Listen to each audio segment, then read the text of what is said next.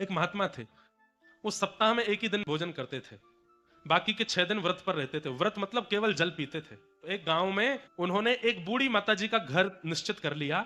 बूढ़ी माताजी अकेली रहती थी और रुई की बाती बनाती थी। वो बाती जाकर के विक्रय करती थी, उससे जो धन मिलता था उसी से अन्न खरीद करके घर में प्रसाद बनाती थी। भगवान को भोग अर्पित करने के बाद स्वयं पाती थी और सप्ताह में एक दिन वो महात्मा घर आते थे, उनको पवाती थी। आज वो महात्मा जब प्रसाद पाए और प्रसाद पाने के बाद जैसे ही घर से निकले तो एक परम सुंदरी सामने से जा रही थी।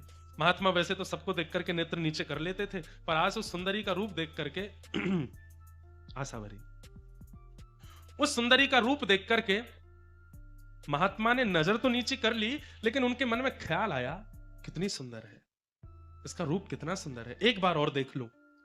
और जैसे उन्होंने दोबारा नेत्र उठा करके उसको देखा, और वो युवती तो चली गई, लेकिन महात्मा सोच में पड़ गए, मेरी आयु 70 की हो गई, पिछले 40 वर्षों से मैं भजन कर रहा हूं, ऐसा पहले कभी नहीं हुआ कि किसी का रूप देख करके मैंने दूसरी बार देखा हो और उसका रूप देख करके मेरे मन में सुंदर है ऐसी भावना उत्पन्न हुई हो।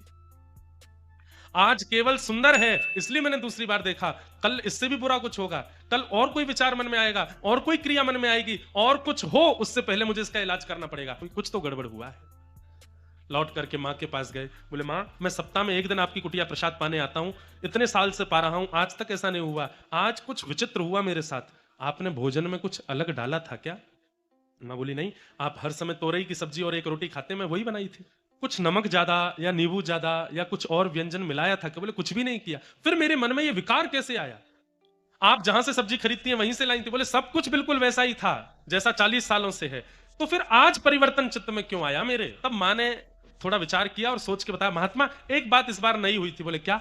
बोले मैं रुई की बाती बनाती हूँ, बाती बना करके बाजार में बेचती हूँ, उससे जो धन मिलता है उससे मैं रसोई का सामान लाती हूँ। पर इस बार एक बात हुई थी क्या कि मैं जब रुई की बाती बना रही थी तो जिस प्रकाश में, दिए के प्रकाश में बैठ करके बाती बना रही थी, वो दिया बुझ गया था, उसका तेल खत्म हो गया था, थोड़ी सी रुई बची थी, तो थोड़ी सी रुई बचने उसके लिए मैंने सोचा रात्रि हो गई है, अब मैं और तेल डाल के दिया क्या जलाऊं?